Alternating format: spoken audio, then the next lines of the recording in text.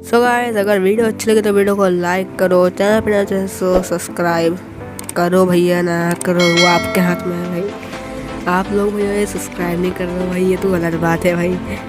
मुझे भी 6 महीना हो गया, 6 महीने 200 सब्सक्राइबर्स नहीं हुए। ये तो भाई बेस देख कर तो भाई मुझे एक ही चीज़ करने का मन कर रहा है, जब बेइज्जती है।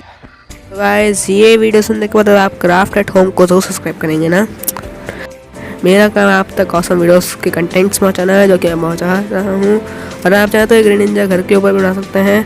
घर में आप अगर ऐसे बनाएंगे तो आसानी से बन जाएगा, कोई झंझट नहीं होगी। आप इसे बना सकते हैं और टेस्ट भी कर सकते हैं, जैसे मैंने किया था। और हाँ भाई, आपको ये बात समझ में नहीं आ रहा कि ये दीवार पे कैसे चिपका हुआ है, तो वो मैं आगे चल के अपनी किसी न किसी वीडियो में आपको बता दूंगा। सो गाइस, मैं जल्दी बॉन्ड एवोल्यूशन ग्रेनिंजा को ही बना दूंगा, तो उसके लिए आप घंटा लगा के रखना, ठीक है।